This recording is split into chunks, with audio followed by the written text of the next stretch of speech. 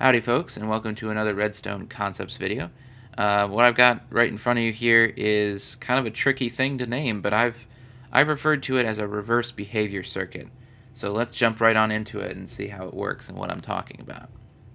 So like I said, I refer to this thing as a reverse behavior circuit. I find it a little bit tricky to name, and maybe other people out there have already named it with a better name than I have. So if you've heard of a better name for this, by all means, let me know.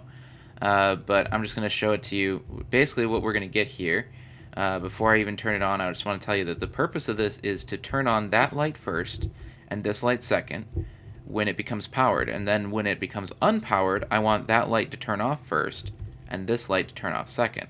Now, just to show how that's something that's very peculiar, you'll remember from some of my Redstone Basics videos, we showed off stuff like this. I'm going to flip this lever on, and you're going to see that that redstone light turns on first, and this one turns on well after it. So here we go, we're going to turn it on, and try to avoid some redstone bugs in the latest snapshot right now. See how slow that is? I mean, that's ridiculous. I don't understand why it's that slow. But anyways, we had this light turn on first, and this light turned on second. There we go. Okay. And then when I unpower it, the point is that I want that light to turn off second. Okay? But that doesn't happen. And I'm not even going to wait for this to unpower. I think you get the point. So I want to reverse that behavior. That's exactly why I call it the reverse behavior circuit. So we're doing a similar thing. We have a string of repeaters here on a 4-tick delay, but we've kind of crossed their paths toward the end here.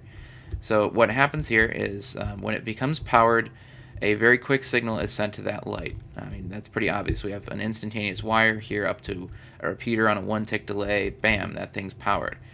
But the other stretch of this wire runs into all these repeaters. So we get a very slow signal that goes to this light.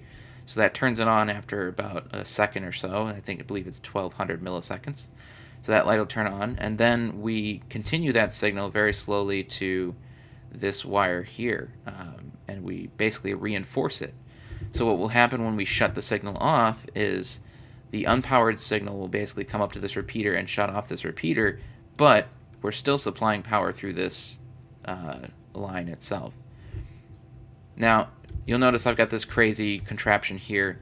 I'll explain that in a minute. First, I just want to show you that it actually does work. So that light turned on, and then this light turned on. And what I'm going to do is I'm going to wait for this light to turn on before I shut it off. So now this light's going to turn off, and then that light's going to turn off. Now this is operating a lot slower than I expected to because of the snapshot. There's a bug in it, I guess.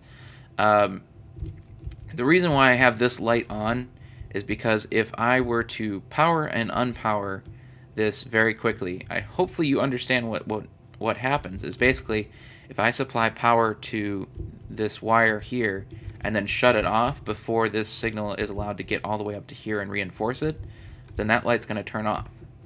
So we'll turn this on, and we turn it off, and we don't get our reverse behavior. We actually get a very bizarre behavior out of it. Okay, folks, that does it for this one. Hopefully you enjoyed this. Like I said, if you've got a better name for this redstone circuit behind me other than reverse behavior circuit, leave your suggestions, I suppose. Other than that, I guess I'll say that be looking forward to seeing this little contraption behind me pop up in a couple cool application videos that I've got coming up pretty soon. Until then, I'll catch you later.